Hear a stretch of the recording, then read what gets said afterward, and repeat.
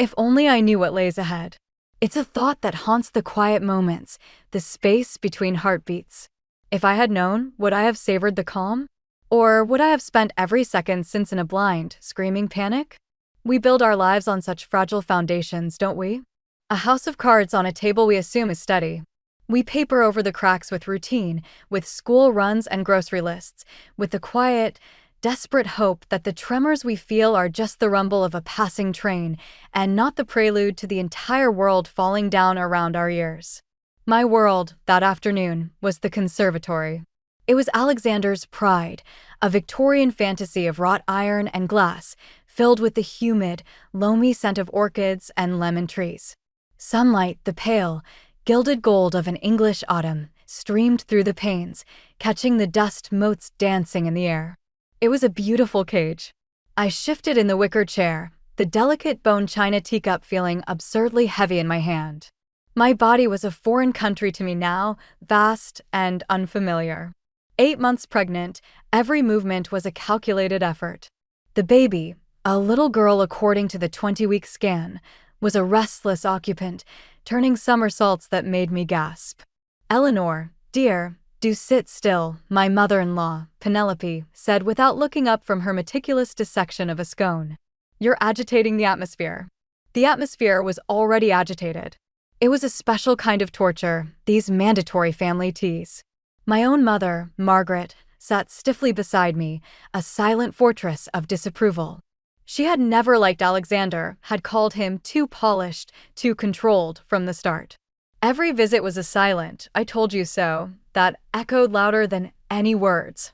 My daughter, Lily, my 7-year-old sunbeam, was playing on the Persian rug with her dolls, providing the only genuine sound in the room, a soft, imaginative chatter. She was the one perfect thing I had built in this gilded life. The one thing that was truly, unquestionably mine. "Is Alexander ever joining us?" Penelope asked, her voice a delicate scalpel.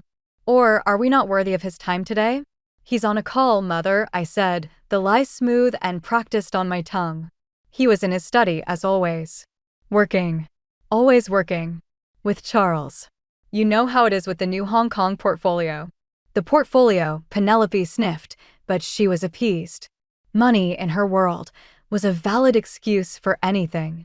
My mother's eyes met mine, and in them I saw a flicker of pity that I quickly looked away from. I didn't want her pity. I wanted the facade to hold, just for one more day. Just until I could figure out how to breathe again, how to exist in this beautiful, empty house without feeling the cold seeping up from the marble floors into my very bones. It was then that the sound crackled to life from the discreet smart speaker nestled among the ferns. It wasn't a phone call. Not the clipped, professional tone Alexander used with Charles. This was different. Muffled at first, then clearing into a woman's voice, young and laced with a giggle. "You're terrible. Stop it. Someone might hear." My blood, which had felt so sluggish in the heat of the conservatory, turned to ice. I froze, the teacup halfway to my lips. Then his voice. Alexander's. But not the Alexander the first knew. This voice was warm, intimate, laced with a lazy, possessive affection that made my stomach clench. "Let them hear." "I don't care. I've missed you, Clara. This week has been an eternity." The teacup rattled in its saucer. I set it down carefully, my movements precise and automatic, as if my body were a machine someone else was operating. A glitch, my mind stammered. His phone, syncing to the house system. A glitch. Penelope had gone very still, her eyes narrowed. My mother sat forward, her protective instincts immediately on high alert. "Oh, I've missed you too," Clara's voice purred through the speaker, a sound so intimate it felt like a violation. "But you'll see me soon. And you'll see your son."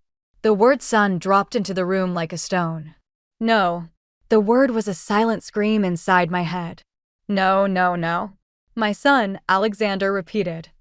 And the awe in his voice was a physical blow. I felt it in my core, a sharp, twisting cramp. "Are you sure?" The doctor confirmed it. 100%. "He's perfect, Alexander. Just like his daddy." The world did not so much shatter as it tilted. The gilded sunlight in the conservatory seemed to warp, the colors of the orchids bleeding into one another. The floor beneath my feet felt insubstantial. I pressed a hand against my swollen belly, where my own child, my daughter, gave a frantic, agitated kick, as if she too could hear the news that was unmaking her world before she was even born. I saw Lily look up from her dolls, her small face creased in confusion. "Mummy?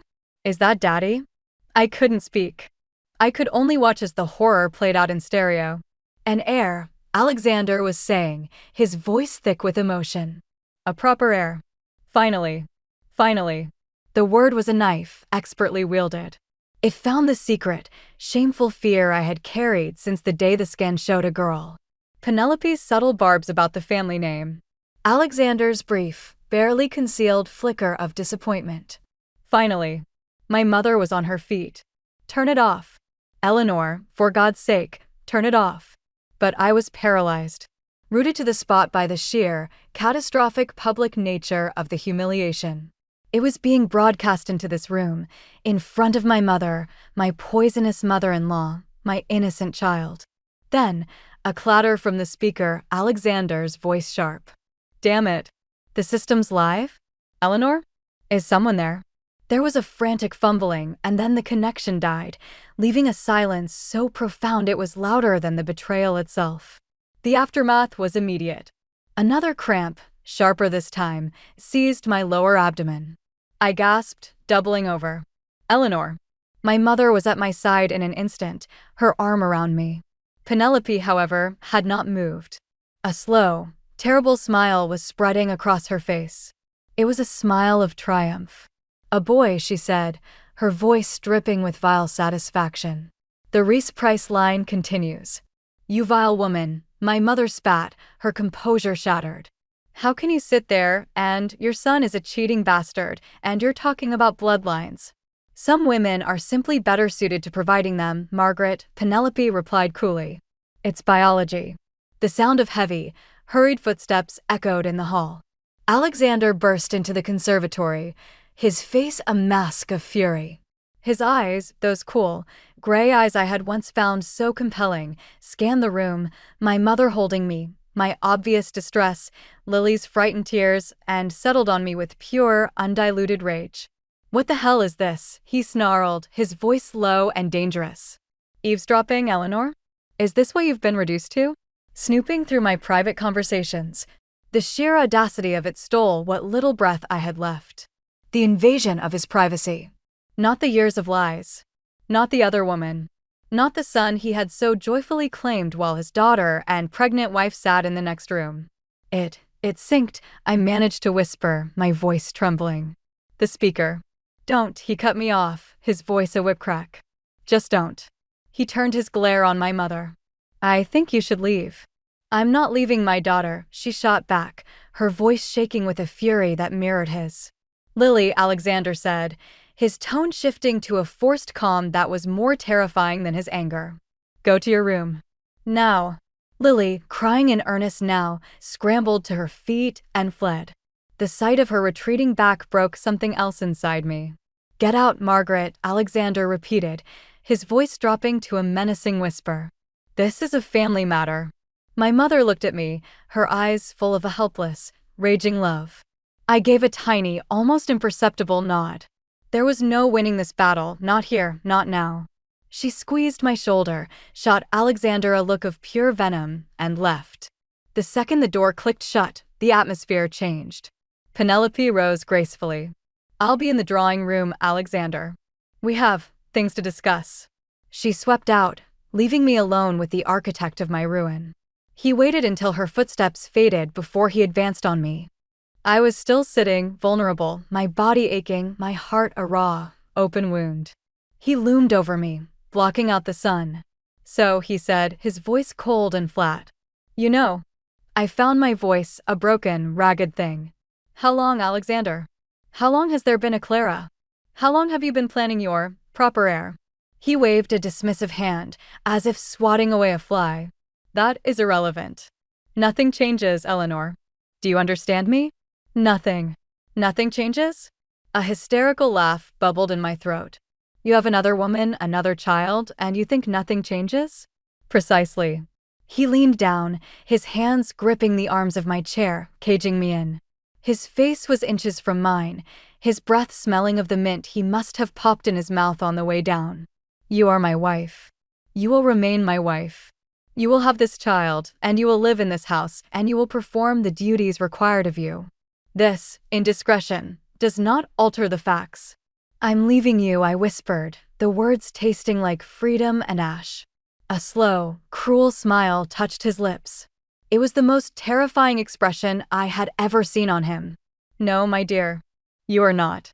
He straightened up, pulling a handkerchief from his pocket and fastidiously wiping his fingers, as if touching my chair had soiled him. "And where would you go? You have no money of your own. Your family can't support you and a newborn. That little flat in London is in my name. You have nothing." He took a step closer, his eyes boring into mine. "And if you are foolish enough to try, I will destroy you. I will take Lily from you. I will paint you as an unstable, hysterical woman, unfit for motherhood. I have the resources, the lawyers. You have, what? A heartbroken mother and a shattered sense of entitlement? You will lose. You will lose everything." He turned and walked to the door, pausing with his hand on the frame. He didn't look back. "Clean yourself up," he said, his voice devoid of all emotion. "We have a charity gala at the Savoy on Friday. You will be on my arm and you will smile." Then he was gone. I sat there in the beautiful, sun-drenched conservatory, surrounded by the ghosts of a life I had never truly owned. The cramps had subsided, leaving behind a deep, throbbing ache. The baby was still. The house was silent. The shattering was complete. Every pillar of my existence, my marriage, my home, my security, my future, lay in ruins around me. And standing in the center of the wreckage, with nowhere to run and no one to turn to, was just me. Alone. The silence in the wake of Alexander's departure was a physical presence, thick and suffocating. It pressed down on me, heavier than the child in my womb. I sat in the wicker chair, my hands limp on the arms, and stared at the dust motes still dancing in the gilded light. They were the same as they had been 10 minutes ago, but the world they inhabited was gone. The beautiful, fragile glass of the conservatory had not shattered, but I had. I was a collection of shards held together by skin and sheer, dumb shock. A fresh, searing cramp coiled deep in my abdomen, pulling a gasp from my lips. It was different from the Braxton Hicks I'd been having for weeks. This was a sharp, insistent tug, a warning. The baby. My daughter. In the cataclysm of Alexander's betrayal, I had forgotten her for a moment. The guilt was immediate and acidic. I pressed my hands against the taut curve of my belly, a futile gesture of protection. "I'm sorry," I whispered, my voice raw. "I'm so sorry." I had to move. I had to get out. His words echoed in the hollowed-out space of my mind. "You have nothing." They were not just a threat, they were a statement of fact. My bank cards were on his accounts. My car was in his name. My phone was on a family plan he paid for. He had systematically, over the years, stripped me of any independence, framing it as convenience, as chivalry. "Let me take care of you, Eleanor. You have enough on your plate." The London flat. He'd forgotten about it. A small, one-bedroom pied-à-terre in Marylebone, bought early in his career. We hadn't used it in years, not since his business outgrew its modest beginnings and he started preferring five-star hotels. It was a dusty, forgotten relic, but it was in my name. A whimsical, early anniversary gift. "A little bolt hole for you, my love, for when you need to escape the city." The irony was a poison dart. Getting to my feet was a monumental effort. My body felt like a stranger's, heavy and uncooperative. I shuffled out of the conservatory, through the cavernous, silent house. Up the sweeping staircase, each step a mountain. I avoided looking at Lily's closed door, the pain of her frightened tears a fresh wound. I couldn't face her yet. I didn't know what to say. In our bedroom, his bedroom, I moved on autopilot. I didn't pack a suitcase. That would be too obvious, too final. I pulled a large leather hold-all from the back of a walk-in closet, the kind meant for weekend trips. I filled it with instinct, not thought. Comfortable clothes, a change of maternity wear, my toiletries. I emptied the petty cash from his study drawer, a few £100. I found my passport in the safe, its cover slashed through with a knife, the pages rendered useless. A cold fury cut through the shock. He'd done it months ago, after a furious argument about a potential holiday to Greece I'd wanted to take with Lily. "It's not safe," he'd hissed. "And I need you here." I'd thought it was an act of paranoid control. Now I saw it was premeditated, a deliberate clipping of my wings. I took it anyway. I took my birth certificate, my marriage certificate, the documents of my own imprisonment. I went to Lily's room. She was asleep, her face blotchy from crying, one hand curled under her chin. My heart shattered all over again. I couldn't take her. Not like this, not in the middle of the night, fleeing like a thief. Alexander would unleash hell. He would call the police. He would paint me as a kidnapper. He had already won the first battle by terrifying her. I kissed her forehead, breathing in her little girl scent of shampoo and sleep, a sob catching in my throat. It felt like an amputation. The drive to London was a blur of tears and terror. Every twinge, every cramp, sent a jolt of pure panic through me. I was hyper-aware of the life inside me, of the precariousness of it all. The sleek, dark streets of Marylebone were a welcome anonymity. The flat was on a quiet square, and the key, miraculously, was still on my keyring, a relic he'd never bothered to remove. The air inside was stale and cold, smelling of dust and disuse. I flipped the light switch, illuminating a time capsule. The furniture was under white dust sheets, ghostly shapes in the gloom. I didn't have the strength to uncover anything. I dropped my bag on the floor, sank onto the sheet-covered sofa, and finally let the tears come. They were silent, heaving sobs that racked my entire body, the grief so immense it had no sound. I cried for my broken marriage, for my stolen future, for my daughter who was left behind in the lion's den, and for the unborn child who would enter a world of such chaos. I cried until I was empty, until there was nothing left but the cold and the dark and the profound, echoing loneliness. The next few days were a lesson in survival. The first and most pressing problem was the pain.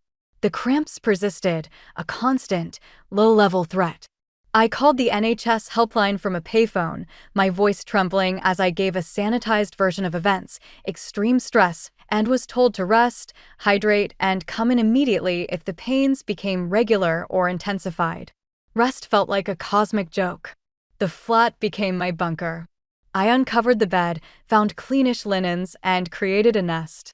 My world shrank to these 4 rooms. I lived on tea, toast, and the tin soup I found in the back of a cupboard. Every ring of the landline, a number I was sure Alexander had long forgotten, made me jump. My mobile phone remained off, a dead weight in my bag. I knew he could track it. My first foray into the outside world was to a solicitor's office, a recommendation from a legal advice charity I'd called from another payphone. The firm was small and located above a kebab shop in a less salubrious part of town, a world away from the oak-paneled chambers of Alexander's lawyers. Ms. Anjali Sharma was a compact, sharp-eyed woman in her 40s. She listened without interruption as I laid out my story, my voice barely a whisper. I showed her the slashed passport. I told her about the financial control, the infidelity, the other child, the threats. "Right," she said, steepling her fingers when I finished. "First, the practicalities. You need a new passport. You'll need to report the old one as damaged and apply for a new one. Given the circumstances, we can try to expedite it. Secondly, we file for divorce on the grounds of unreasonable behavior. His adultery is a clear-cut example. As for finances," she explained the principle of the matrimonial pot, that all assets acquired during the marriage are subject to division. "Including his business, Reese Price Holdings," she said, her tone matter-of-fact. "You are entitled to a significant share." A flicker of hope, so faint it was almost painful. He said he would take Lily. He said he would paint me as unstable. Miss Sharma's expression was grim but steady. "Parental alienation is taken very seriously by the courts. We will document everything. His threats, his infidelity, the fact that he has a pregnant mistress. A judge will not look kindly on a man who tries to weaponize his child. However," she leaned forward, her gaze intent, "he has immense resources. He will drag this out. He will use every tactic to drain you financially and emotionally. You need to be prepared for a war. A war. The word echoed in the small, stuffy office. I was 8 months pregnant, alone, and living on soup. He had an empire. My next, and most dreaded, task was Lily. I bought a cheap pay-as-you-go phone and, with trembling fingers, called the house landline. Penelope answered. "Eleanor," she said, her voice dripping with frosty contempt. "I trust you've come to your senses. I want to speak to Lily, please." A long, deliberate pause. "She doesn't want to speak to you. You've upset her terribly. Running off like a dramatic hysteric. Put my daughter on the phone." The force in my voice surprised even me. A moment later, Lily's small, hesitant voice came on the line. "Mummy? Lily, my darling. I'm so sorry. I'm in London. At the little flat, do you remember? I'm going to find us a new home, a lovely one, and then you can come and live with me." The silence on the other end was deafening. "Then, Daddy said you left because you were angry. That you broke the family." My breath hitched.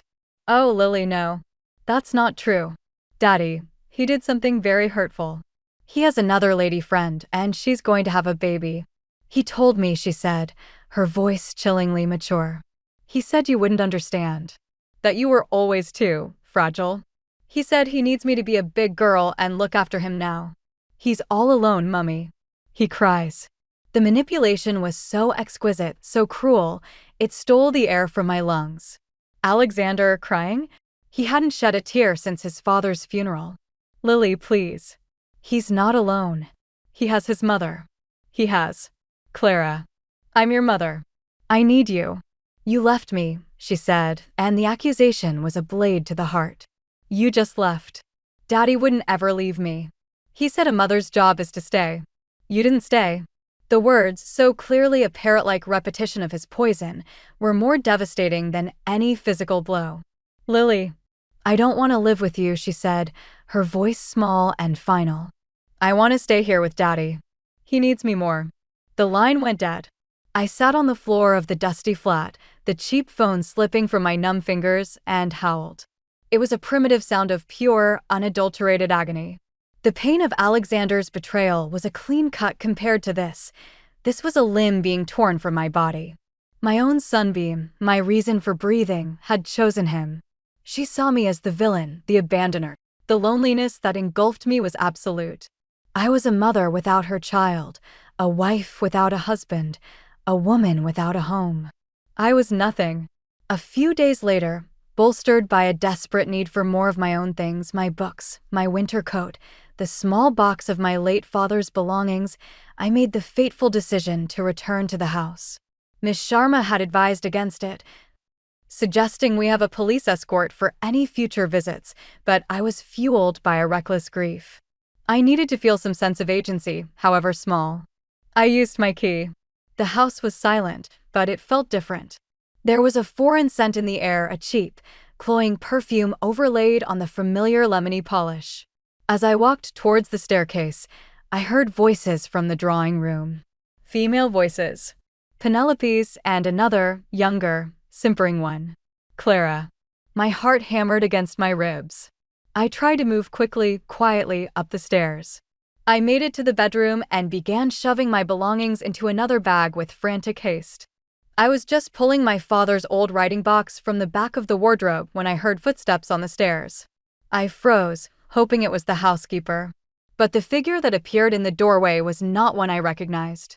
She was a woman in her late 40s, dressed in flashy, ill-fitting designer knockoffs, her hair a helmet of aggressive blonde highlights. She had Clara's petulant mouth. "So, you're her," the woman said, her voice loud and accusatory. "The wife." I straightened up, clutching the writing box to my chest like a shield. "I'm Eleanor. This is my home. Who are you?" "I'm Sharon. Clara's mum." She planted her hands on her hips, blocking the doorway. "We've heard all about you. Thought you'd have more pride than to come crawling back." The audacity left me speechless. I tried to move past her, but she shifted, blocking my path. "My daughter is a good girl," Sharon declared, her voice rising, meant to carry. She's giving that man what he deserves. A son. An heir. Something you couldn't manage. Driving him away with your coldness, then snooping through his private business. It's pathetic. Penelope appeared behind her, a silent, smiling spectator, enjoying the show. "Get out of my way," I said, my voice low and shaking. "Or what?" Sharon sneered. "You'll what?" "You're nothing. A bad wife and a deserter. I heard you left your own little girl. What kind of mother does that? You drove your husband into the arms of a better woman, and you've got no one to blame but yourself." Her words, a public vilification in the heart of my own home, were like being flayed alive. The humiliation was complete. I was being judged and found wanting by the mother of my husband's mistress. The world had truly turned upside down. I saw Clara then, hovering at the end of the hall, a pretty, vapid girl with a noticeable baby bump, her hand resting protectively on it. A living symbol of my failure. Something in me broke. Not into tears, but into a cold, hard clarity. I took a step forward, my 8 months pregnant bulk suddenly feeling not vulnerable, but powerful. "That man," I said, my voice cutting through Sharon's tirade with an ice-cold precision I didn't know I possessed, "is a liar and a cheat.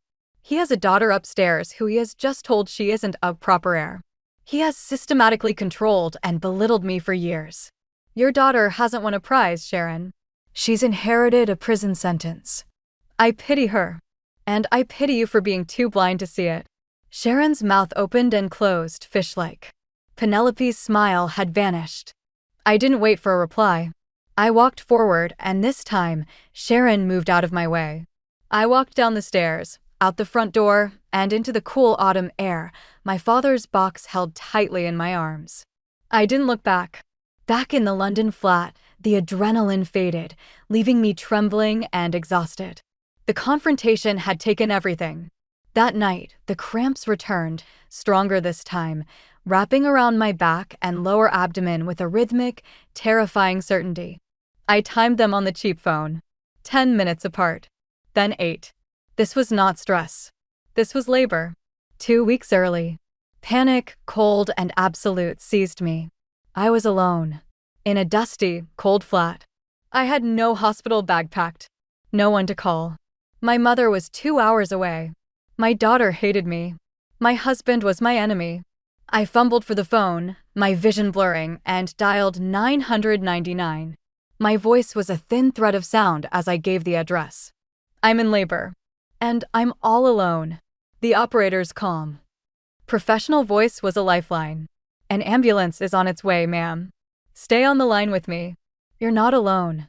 As I lay on the dusty floor, waiting for the sirens, another contraction ripped through me, stealing my breath. I was more terrified than I had ever been in my life. But as the pain crested and faded, a new, ferocious thought emerged from the wreckage. Alexander had taken my marriage, my home, my security, and, for now, my daughter. But he would not take this. He would not take her. This child, my second daughter, would not be born into a gilded cage. She would be born into freedom, no matter how terrifying it was. She would be born to a mother who was broken, yes, but who was finally, fiercely, fighting back. The shattering was complete. Now, from the ruins, I would have to begin the slow, painful work of building something new, something real, something that was truly mine. The ambulance siren wailed in the distance, growing louder, a promise of pain and of salvation. I closed my eyes and held on. The sterile white of the hospital room was a brutal contrast to the dusty, shadowed gloom of the flat. It was my second time here in as many weeks.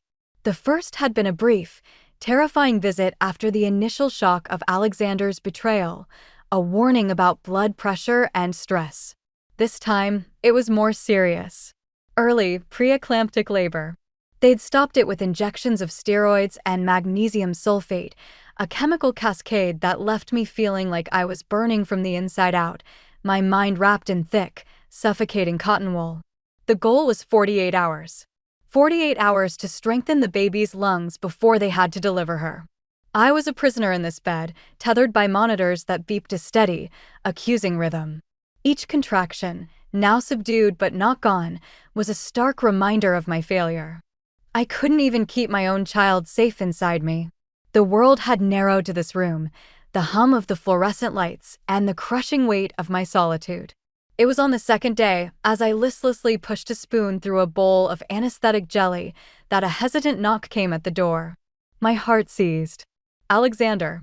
It was the only thought, a primal fear. But the figure that entered was not my husband. It was Charles. Charles Klim. Alexander's business partner, his right-hand man, the Charles of the Hong Kong portfolio. He was a man I'd known for a decade, shared countless dinners with, but had never truly seen. He was always just an extension of Alexander, a quieter, more watchful presence in impeccably tailored suits. Today, the suit was gone, replaced with dark jeans and a simple gray jumper. He looked ordinary. Human. Eleanor, he said, his voice softer than I remembered. He held a small, tasteful bouquet of white hydrangeas and eucalyptus, an offering that seemed absurd in the clinical setting. I heard you were unwell. I hope you don't mind the intrusion. I stared at him, my mind sluggish. Charles, what are you doing here? He placed the flowers on the bedside table. Their fresh, green sent a tiny assault on the antiseptic air. Alexander mentioned you'd been admitted. He's tied up. The pause was deliberate, fraught with unspoken knowledge. We both knew Alexander wasn't tied up. He was avoiding the mess he'd created. He sent you to check on me? The words were bitter. No, Charles said, meeting my gaze directly.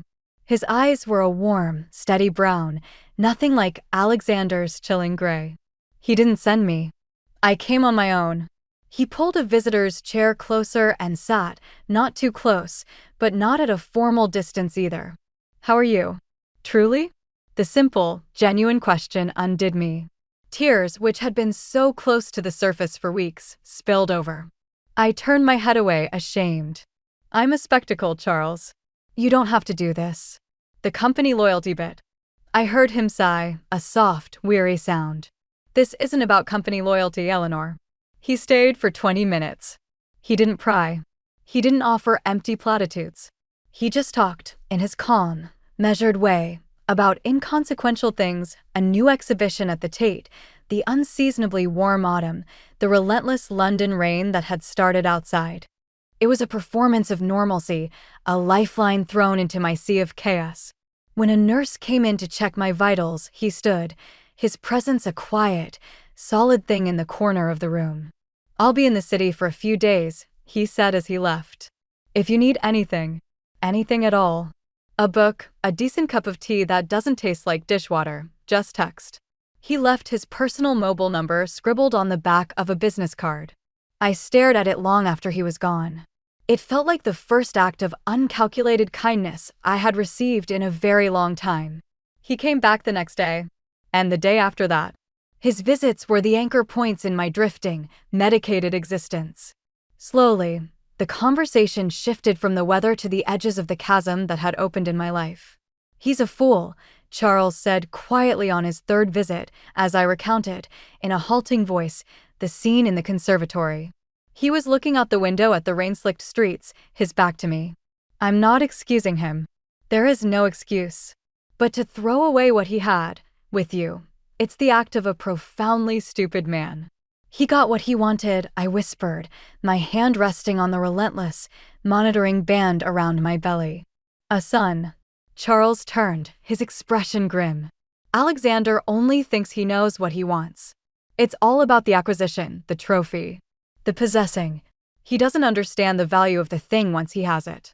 It was the first time anyone had spoken about Alexander with such clear-eyed criticism in front of me. It was terrifying and liberating. I was discharged a week later, brittle but stable, under strict orders to rest. The London flat felt even more like a bunker, the silence now pregnant with the threat of my own failing body. It was then that Charles proposed something that took my breath away.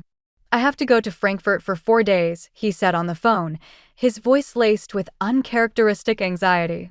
A deal that's been in the works for months. My son, James, he's 14. His school has a long weekend. He was supposed to stay with his mother, but she's had a family emergency in New York.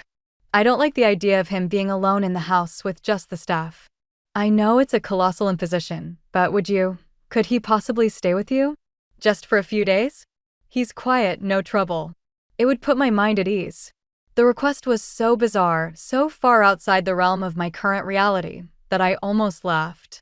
Me, a heavily pregnant, emotionally shattered woman, playing host to a teenage boy I barely knew?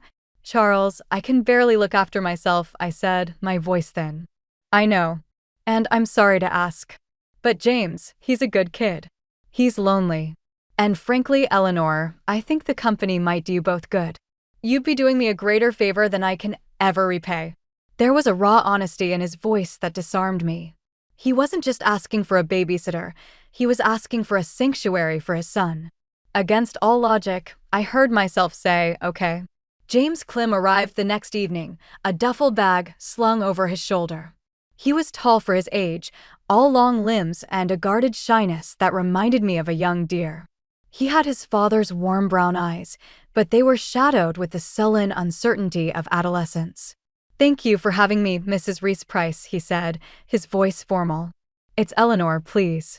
And it's just Eleanor now. The correction felt strange and powerful. The first day was awkward, filled with a stiff, polite silence. He kept to his room, emerging only for meals, which we ate in near silence, the only sound the clatter of cutlery on the cheap plates I'd bought. But on the second day, I was struggling to assemble a new cot I'd ordered online, my pregnant belly making it impossible to kneel or see the instructions properly. I was on the verge of frustrated tears when James appeared in the doorway. Can I help? He asked tentatively. 20 minutes later, with his nimble fingers and logical mind, the cot was standing, sturdy and real. It was the first tangible piece of the future in the flat. We stood back, looking at it. Thanks, I said, my voice thick with an emotion I couldn't name. I'd still be wrestling with Boltsy if it weren't for you. A faint, quick smile touched his lips. It's what my dad and I do. We build stuff. Legos, mostly. When he's home. The dam broke after that. Over a dinner of takeaway pizza that night, he started to talk. He told me about his school, his love for coding and video games, his feeling of being perpetually out of place. And then, haltingly, he talked about his parents' divorce. It was loud, he said, staring at a piece of pepperoni. Then it was quiet. Now it's just empty. Mum's always traveling for her gallery. Dad's always with him. Him. Alexander. The name hung in the air between us. I used to hate coming to your house for those parties, James admitted, his voice low. It was so perfect. It felt like a museum. But Lily, she was always so happy. She had you both there in the same house. I used to be jealous. The confession was a punch to the gut. He had been envious of the beautiful lie I had been living. He saw the conservatory, the grand dinners, the united front, and had mistaken it for stability. He had no idea that the foundation was rotten, that the perfect family was a gilded stage set. It wasn't what it seemed, James, I said softly. I know that now, he replied, finally looking at me. Dad told me a little. About the other woman. I'm sorry. His simple empathy was my undoing. In this lonely, frightened boy, I found an unexpected ally. We fell into a quiet, comfortable rhythm. He helped me with chores, I listened to him talk about his games, and we shared the space in a silence that was no longer awkward, but companionable. For the first time since my world had shattered, the flat felt less like a prison and more like a place where life, however fractured, could still be lived. It was on the third day that it all went wrong. Unbeknownst to me, Alexander, in a fit of what he called parental responsibility, had forced Lily to come to London with him for a day trip, a lawyer's appointment, a new wardrobe, a performance of normalcy. He had, of course, told her I was unstable, that the flat was a hovel, that seeing me would only upset her further. But a child's curiosity is a powerful thing. While Alexander was in a meeting, Lily had begged the driver to take her past the flat, just to see. They saw James and me through the large front window. We were on the sofa, and I was laughing at something he'd said, a genuine, unforced sound I hadn't heard from myself in years. James was smiling, leaning forward, animated. To a confused, manipulated 7-year-old, it didn't look like companionship. It looked like a replacement. Lily, hurt and furious, called her father. Her voice was a weapon, sharpened by his own poison. "Daddy, Mummy has a boy living with her," she sobbed into the phone. "He's young, like on the telly." They were laughing, and he was sitting really close to her. "She's replaced us. She has a new family." The seed, planted with such expert malice, bloomed instantly into a monstrous, possessive rage. Alexander was drunk when he confronted Charles. He stormed into their Mayfair office, his eyes wild, his breath smelling of expensive whiskey. "You," he snarled, slamming the door so hard the glass rattled. "You and my wife. You pathetic worm. Sending your bastard son to sniff around her while she's carrying my child? Is this your play, Charles? To get your hooks into what's mine?" Charles, who had been working late, stood up slowly, his face a mask of cold fury. "You're drunk, Alexander. And you're delusional. I asked Eleanor to look after James as a favor because I trusted her. Something you clearly know nothing about. Don't you dare speak her name." Alexander roared, advancing on him. "She is my wife.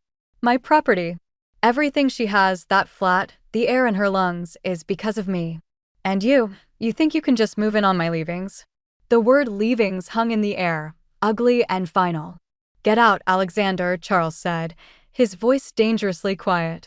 "Before you say something that ends this partnership for good." But Alexander was already turning, storming out, a hurricane of wounded pride and toxic ownership. His destination was my flat. I was woken by the sound of the front door splintering.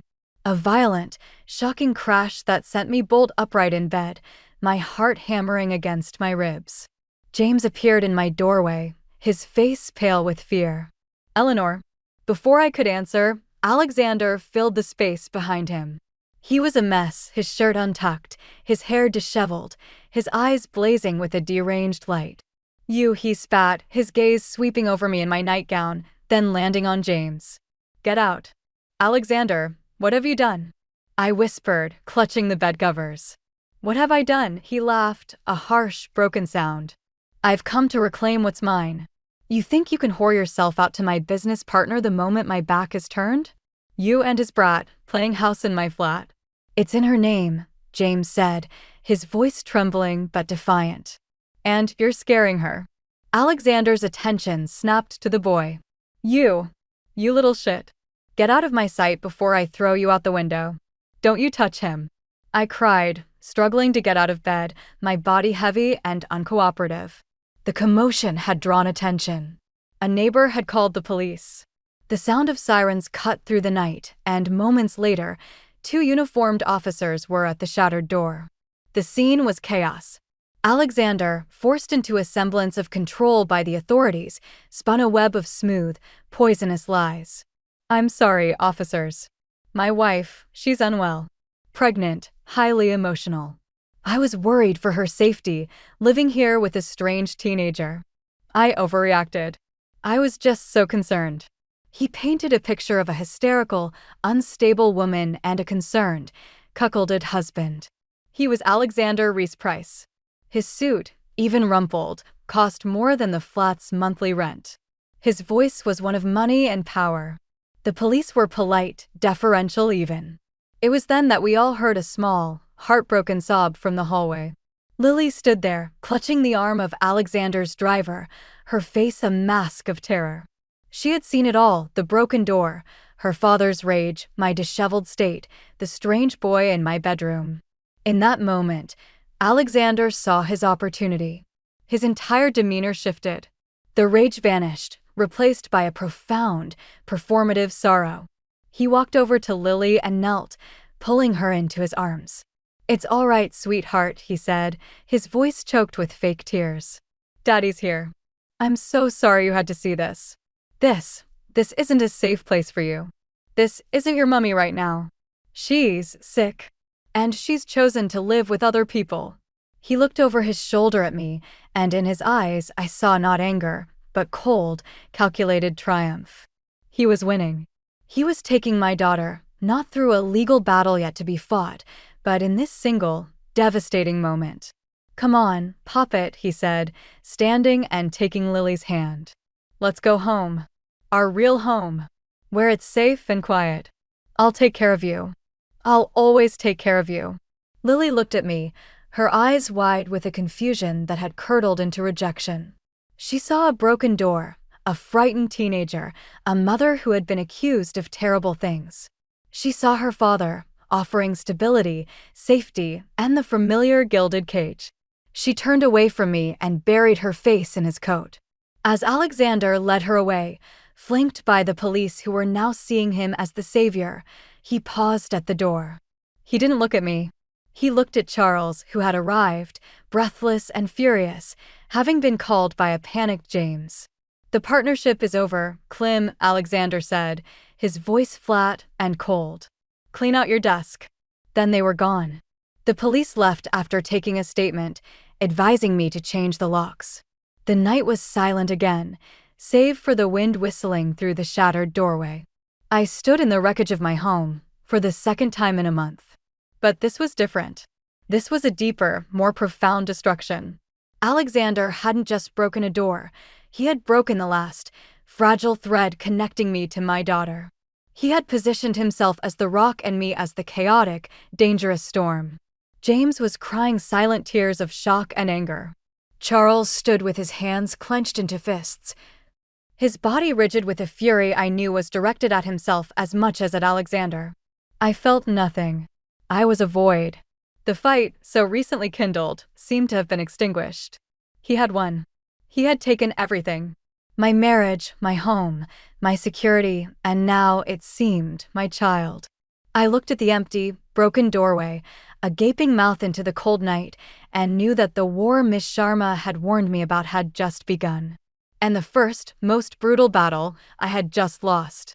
The London air, sharp with the promise of winter, felt like a baptism after the stale, medicated atmosphere of the hospital and the dusty confinement of the flat. I was supposed to be on bed rest, but the four walls were starting to feel like a new kind of prison.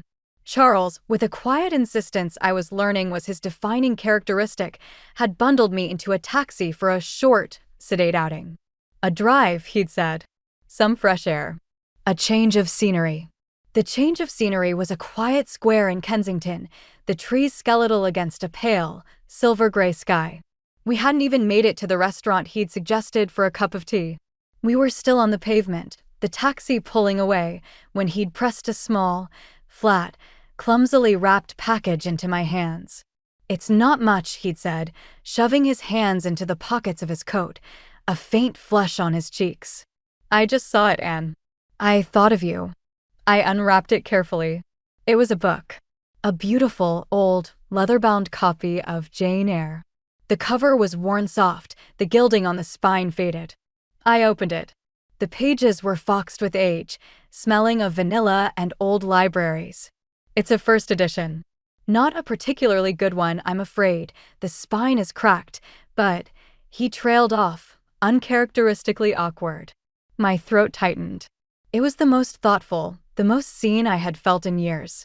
Alexander's gifts were always grand, performative, a piece of jewelry for a gallery opening, a new car to match the facade. They were never about me. They were about the reflection of him. This was a message. A quiet signal in the dark. "I see you. I see the woman who reads, who thinks, who endures." "Charles," I whispered, my voice thick. It's perfect. Thank you." I looked up at him, and for a suspended moment, the world narrowed to the space between us. The hum of distant traffic faded. The cold air stilled.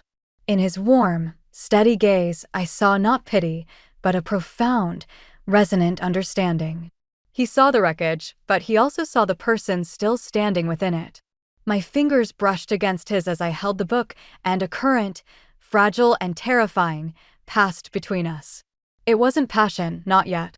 It was the simple, staggering relief of being recognized as human after being treated as property for so long.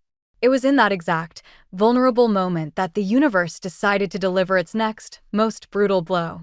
Well, what a touching scene. The voice was like shards of glass, sharp and malicious. I flinched, clutching the book to my chest like a shield. Charles's head snapped up, his body instantly shifting, his posture becoming protective, moving subtly in front of me. Clara stood there, swaddled in an expensive, brand-new cashmere coat that screamed of Alexander's credit card. Her baby bump was a pronounced, proud sphere under the fine wool. But it wasn't her who had spoken. The voice belonged to the woman beside her, taller, harder, with a face that had been lifted one too many times and eyes the color of flint. This was Antonia.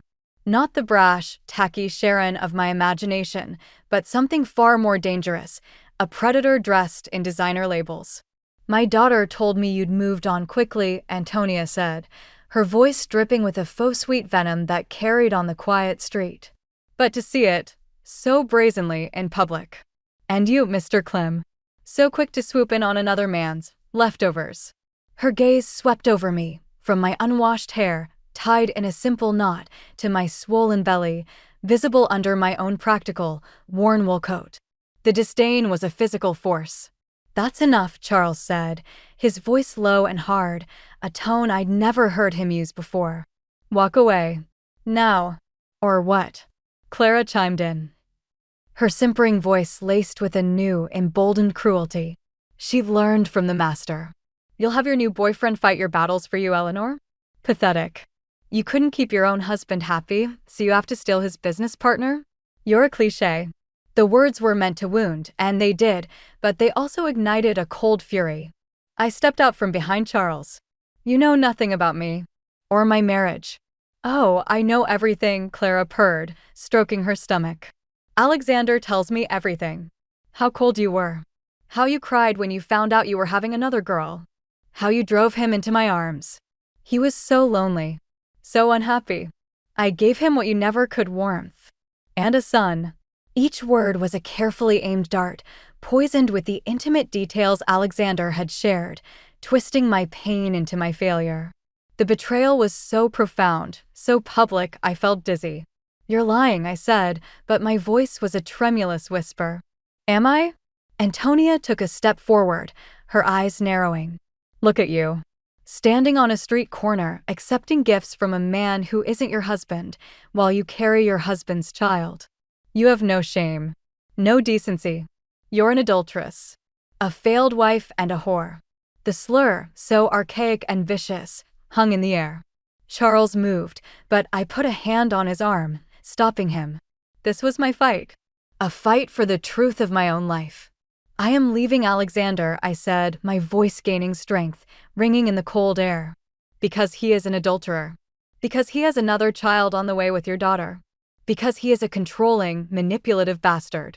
I am not the one who broke my vows. He did. You can have the gilded cage. I don't want it." Antonia's face contorted with rage. The polished facade cracked, revealing the feral creature beneath. "You ungrateful little bitch. He gave you everything. A life women like us can only dream of. And you throw it in his face? You spread your legs for the first man who shows you attention." "Mother, don't," Clara said, a flicker of unease in her eyes, but it was too late. Antonia was a launched missile. "You think you're better than us?" Antonia shrieked, her voice rising to a hysterical pitch. "You're nothing. A barren, frigid failure. My daughter is worth 10 of you. She's giving him his legacy. You're just the trash he hasn't taken out yet." She took another step, jabbing a finger towards me. The space on the pavement was tight. Charles tried to pull me back, but Antonia was faster. In a blur of furious motion, she didn't just point. She shoved me. It wasn't a gentle push. It was a hard, two-handed thrust to my shoulders, fueled by a bottomless well of spite and class resentment. The force was immense, shocking. The precious copy of Jane Eyre flew from my hands, skittering across the pavement. My own hands, instinctually, flew to my belly as I lost my balance. The world tilted. The solid curb met the back of my heels. I stumbled, my arms flailing, grasping at nothing but empty air. A cry was torn from my throat, a sound of pure, animal terror. I was falling backwards into the road. Time fractured. It slowed to a nightmare crawl. I saw Charles's face, a mask of horror, his hand outstretched, inches from mine. I saw the smug, triumphant shock on Antonia's face. I saw Clara's hand fly to her mouth. Then, the impact. It wasn't a violent, cinematic crash. It was a sickening, solid thump. The side of a black cab, its driver oblivious, turning into the square. The front wing caught me on the hip, spinning me like a rag doll. My head snapped back, cracking against the tarmac with a nauseating finality. For a moment, there was nothing. A void of pure, white shock. Then, the pain erupted. A symphony of agony, my hip, my head, my back. But it was all background noise to the one searing, all-consuming terror that exploded in my brain. The baby. I lay splayed on the cold, gritty tarmac, the smell of exhaust fumes filling my nostrils. I could hear screaming Clara, maybe? The blare of a car horn. Charles's voice, shouting, Eleanor. Oh God, Eleanor. But all of it was distant, muffled, as if I were at the bottom of a deep, dark well. My entire being, my every atom, was focused inward.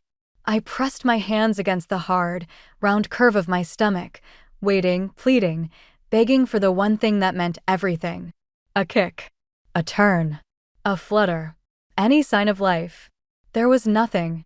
A profound, terrifying stillness had taken root where there had been constant, reassuring motion for months. The frantic somersaults, the jabbing elbows, the hiccups that made my whole body jump, they were gone. The space inside me, which had been a universe of vibrant, stubborn life, had gone silent. No, I whimpered, my voice a broken thread. No, no, no, no. I clawed at my coat, my fingers numb with cold and fear, trying to feel something, anything, through the layers of wool and flesh. Please, baby. Please move. Please. The silence from within was a verdict. It was a loss more profound than any other. Alexander had taken my marriage, my home, my daughter. But this was different. This was a life, my daughter's life, being snuffed out because of the petty, vicious cruelty of his world. This was the final, unforgivable theft. Chaos erupted around me.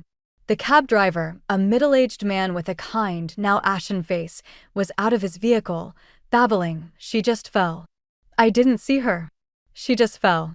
Charles was on his knees beside me, his hands hovering, afraid to touch me. Don't move her. Someone call an ambulance. Eleanor, look at me. Stay with me. But I couldn't look at him. My eyes were fixed on the gray, indifferent sky. My hands remained glued to my silent, still belly. The world had reduced to this single, horrifying point. The pain in my body was irrelevant. The broken bones, the concussion, they were nothing. The only thing that mattered was the tiny, still heart that might have already stopped beating inside me. Antonia and Clara had vanished, melted away like the cowards they were, leaving only the echo of their hatred and the devastating consequence of their violence. My baby, I sobbed, the tears finally coming, hot and hopeless. She's not moving. Charles, she's not moving. His face, pale and stricken, was the last thing I saw before the pain and the terror swallowed me whole, pulling me down into a darkness that promised not oblivion, but the unbearable agony of a silence where my child's heartbeat should have been. The confrontation was over. The accident had happened. And in its wake, it felt like it had taken everything that was left. The darkness was not peaceful. It was a thick, suffocating syrup of pain and terror. I swam up through layers of it, each one heavier than the last, dragged back to consciousness by a symphony of agony. A sharp, grinding pain in my hip. A throbbing, insistent ache in my head. But these were peripheral, the roar of a distant crowd. The center stage, the silent, screaming void, was my womb. She's not moving. The thought was a spike of pure, undiluted panic, jolting me fully awake. I was in a hospital room, the lights blindingly bright. Tubes snaked from my arms, monitors beeped and whirred, but my hands, clumsy and tethered, flew to my stomach. It was still large, still round, but it was a tomb. The vibrant, bustling city of my daughter was silent, the streets empty, the lights gone out. My baby, I rasped, my throat raw. My baby, she's not. A nurse was at my side in an instant, her face a calm mask of professionalism, but her eyes held a flicker of pity that sent a fresh wave of terror through me. Eleanor, you're awake. You've been in an accident. You have a concussion, a fractured pelvis. But we need to focus on the baby now. Her heart rate is dangerously decelerated. We need to deliver her. Now." A doctor, a woman with a kind, tired face, moved into my line of sight. "Eleanor, I'm Dr. Evans. Your baby is in distress. Every second counts. We need to perform an emergency cesarean section. Do you understand? A C-section. Now." She was too early. So early. Is she alive?" The question was a whisper, a plea to whatever God might be listening. "She's holding on," Dr. Evans said, her voice firm, a lifeline. "But she's fighting. We need to help her. We need your consent." Consent. To bring my child into the world 2 months early. Into a fight for her life. There was no choice. There was only the desperate, clawing need to give her a chance. I nodded, a frantic, jerky movement. "Yes, do it. Please save her." The consent form was a blur. The rush to the operating theater was a nauseating whirl of bright lights and masked faces. The spinal block was a cold shock, a bizarre sensation of numbness spreading through my lower body, a stark contrast to the white-hot fear in my heart. A screen was erected over my chest, blocking my view. I was a mind trapped in a broken, unfeeling vessel, my consciousness tethered to the terrifying silence within. I could feel the pressure, the tugging, the surreal sensation of being worked on. My mind, unmoored from the physical, floated in a sea of dread. I thought of Alexander, of his cold eyes, of Clara's simpering voice, of Antonia's hateful shove. This was their doing. The violence of their world had reached inside me and threatened to extinguish the one pure thing I had left. Then a sound. A thin, reedy, desperate cry. It was not the robust wail of a full-term baby. It was the sound of a tiny bird fallen from its nest, a fragile protest against the harshness of the world. A wave of relief so powerful it was almost a new kind of pain washed over me. She was alive. A nurse held her up over the screen for a fleeting second. She was impossibly small, her skin translucent and tinged with blue, her limbs like tiny, fragile twigs. She was covered in vernix, a tiny warrior pulled from the battlefield too soon. Her mouth was open in that silent, mewling cry. "She's breathing," the nurse said, her voice tight with urgency. "But she's very weak. We need to take her to the NICU immediately." They whisked her away before I could even touch her. The brief glimpse was seared into my soul. My daughter. A fighter. The operating room, which had been a hive of focused activity, suddenly felt vast and empty. The numbness of the spinal block was no longer a relief, it was a separation. My child was gone, fighting for her life in another room, and I was trapped here, unable to hold her, to comfort her, to will my own strength into her tiny body. I was left with the sounds of my own body being stitched back together, the metallic click of instruments, and the deafening silence where her heartbeat used to be. The aftermath of the accident was not contained. It was a bomb that had detonated, and the shockwaves were forcing truths into the open, whether people wanted them there or not. In a sterile, windowless interview room down the hall, a police officer was taking a statement from the taxi driver, Mr. Allen. He was a good man, a family man, and he was deeply shaken. "I swear, officer, I didn't see her until it was too late," he said, his voice trembling. "She didn't just fall. She was pushed. That woman, the one in the fancy coat, she shoved her. Hard. Right into the path of my cab. It was deliberate." His statement was clear, unequivocal. It turned a tragic accident into a potential case of assault. Or worse. This information, cold and hard as a diamond, found its way to Alexander. He had arrived at the hospital not out of concern, but out of a sense of outraged ownership. His property had been damaged. His heir had been threatened. He was in the private family room the hospital had provided, his anger a cold, contained fire, when a detective informed him of the driver's account. "Pushed," Alexander repeated, his voice dangerously quiet. The word seemed to hang in the air, its implications slowly unfurling in his mind. This was not part of the script. This was not a narrative he could control. This was chaos. Violent, messy, unpredictable chaos that had nearly cost the life of the child he so desperately wanted. The cold calculation in his eyes began to crack, replaced by something else, a dawning, horrified clarity. The games, the manipulations, the carefully constructed lies, they were supposed to exist in the realm of lawyers and quiet conversations. Not in blood on a Kensington pavement. Not in the frantic, fragile cry of a premature baby fighting for breath. He left the family room without a word, his footsteps echoing with a new, grim purpose. He didn't go to my room. He didn't go to the NICU. He pulled out his phone and made a call, his voice a low, venomous snarl. "Clara, meet me at the house. Now." Flashback, the confrontation. He was waiting for her in the drawing room, the same room where Penelope had smiled her terrible smile. The afternoon light was long and low, casting deep shadows. He did not sit. He stood by the fireplace, a silhouette of contained rage. Clara swept in, her face a mask of smug satisfaction, no doubt expecting him to be furious with me, to comfort her for the ordeal. "Alexander, darling," she began, her voice a simper. "It was awful. That woman, she was all over Charles, and then she tried to attack my mother and—" "Be quiet," he said, his voice so soft it was more threatening than a shout. She stopped, her mouth slightly agape. He turned slowly. The expression on his face was not one she had ever seen before. It wasn't the warm, possessive affection he feigned with her, nor the cold control he wielded over me. This was pure, unadulterated contempt. "The baby," he said. "Eleanor's baby. She was delivered by emergency C-section.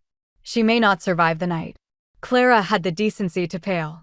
That's terrible. But it was an accident, Alexander. She fell. She was pushed," he corrected, his voice like a whip crack.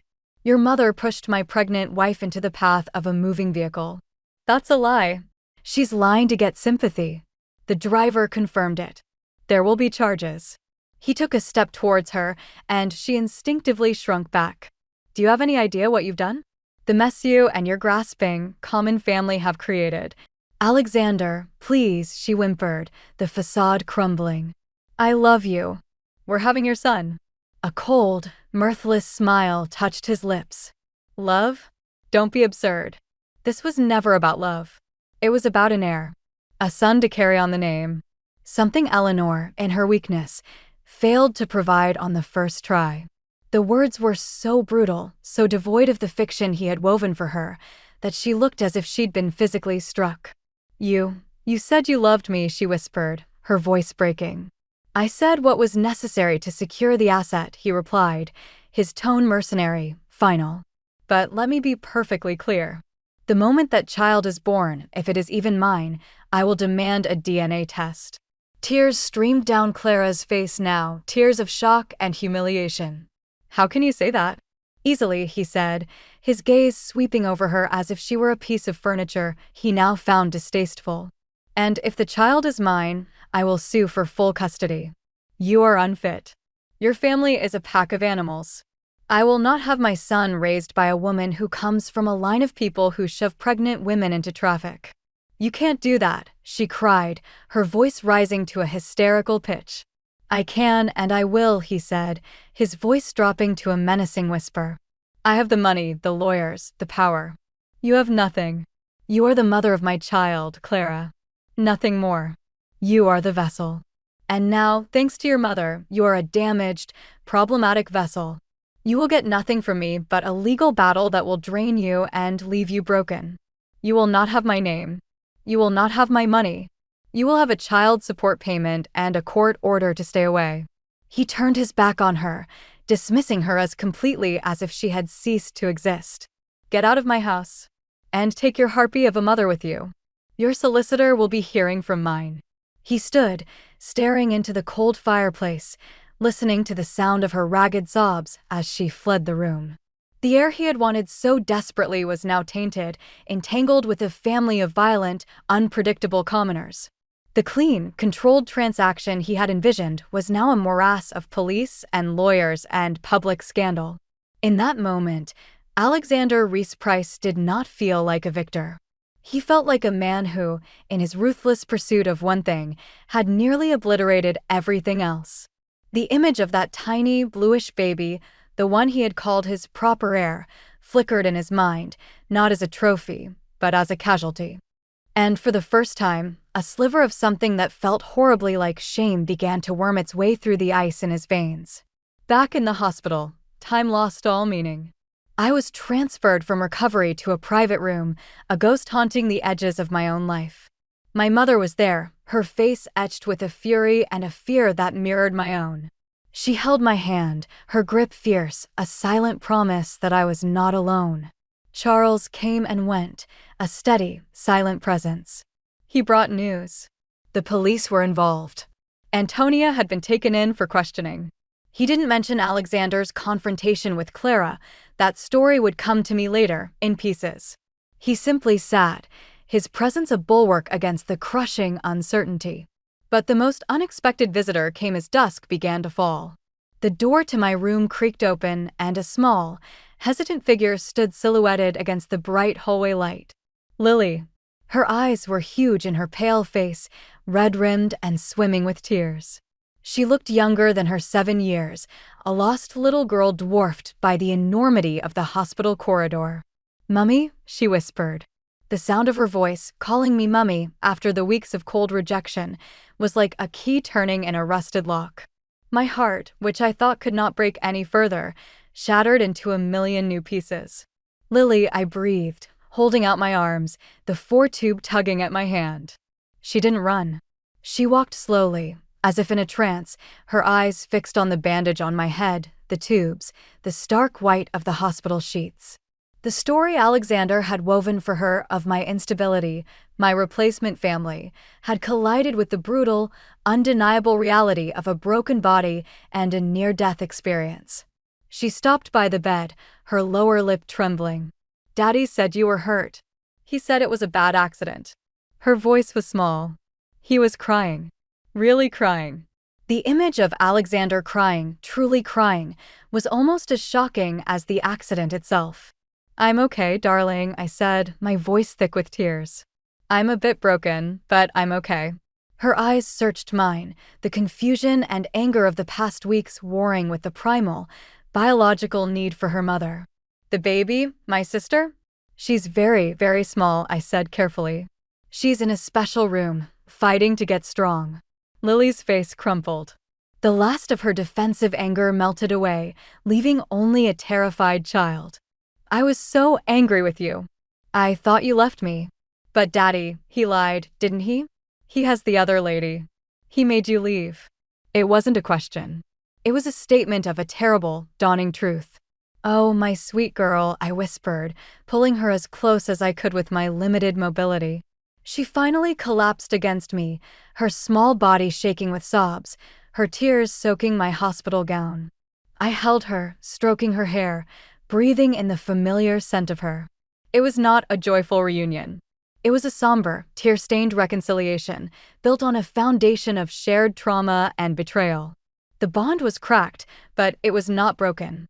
He had not taken this from me. Not completely. "I was so scared," she wept. "When Daddy came home and said you were in the hospital. I thought you were going to die. I'm right here, Lily. I'm not going anywhere. I promise."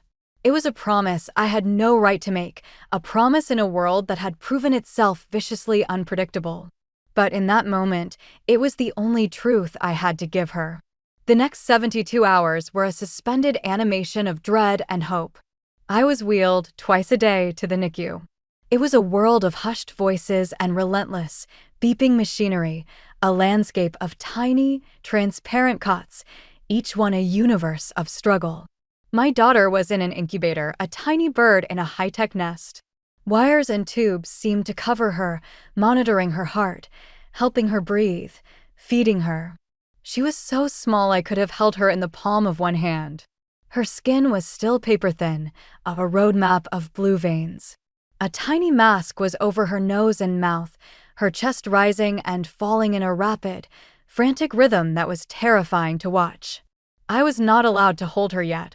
I could only sit beside the incubator and slide my hand through the porthole to rest a single finger on her back, feeling the frantic flutter of her heartbeat, the terrifying fragility of her life. I named her Hope. It was a defiant name. A foolish name, perhaps, in the face of such overwhelming odds. But it was the only weapon I had left. Alexander came to the NICU once. He stood on the other side of the glass, looking in. He didn't come inside. He just stared at the tiny, struggling form of his daughter, his proper heir. His face was pale, his usual composure shattered. He looked like a man seeing the consequences of his own life for the very first time. He did not look at me. After a long moment, he turned and walked away.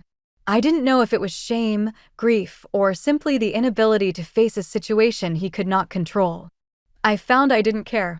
My world had shrunk to this. The rhythmic hiss of the ventilator, the steady beep of the heart monitor, the warmth of Lily's hand in mine as she stood on a stool to look at her sister, the quiet, steadfast presence of my mother and Charles in the waiting room. Miss Sharma was already moving, a legal avenger armed with police reports and witness statements. The divorce proceedings were now the least of it. There were charges to be filed, custody of Lily to be formally contested, financial settlements to be fought for. The war was underway, but from my station next to Hope's incubator, it felt distant, like the rumble of artillery on a faraway front. On the fourth day, Hope's condition stabilized.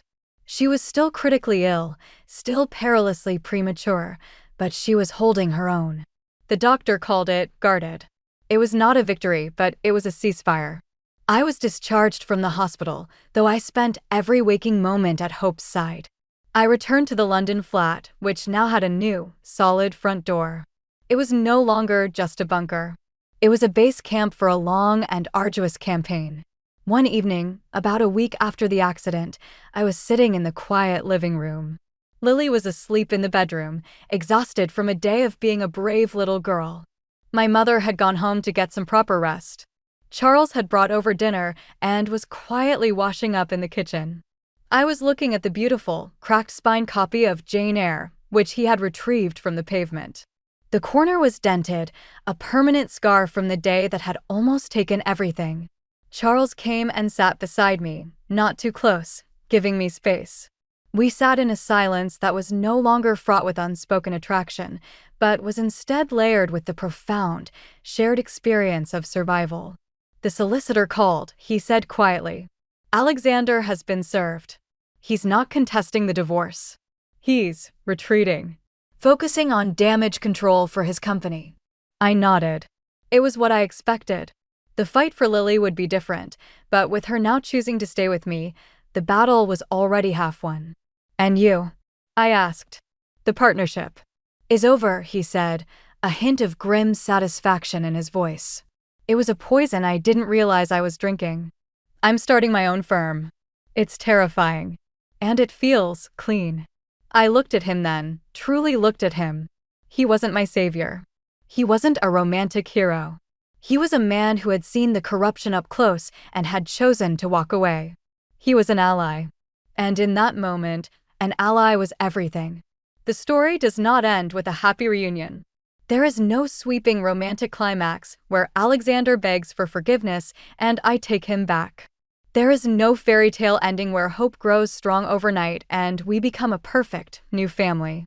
The story ends here in the quiet of a reclaimed flat, with the ghost of a betrayal that will forever mark me, and the fragile, fighting breath of a daughter who should not yet be in the world. I am Eleanor. I have lost my marriage, my home, the illusion of safety, and the trust of my daughter for a time. I have gained a fractured pelvis, a scar across my belly, and a heart that has been broken and clumsily stitched back together. But I am here. I am a mother to 2 daughters, one who is slowly finding her way back to me through a forest of lies, and one who is fighting for her future in a plastic box under fluorescent lights.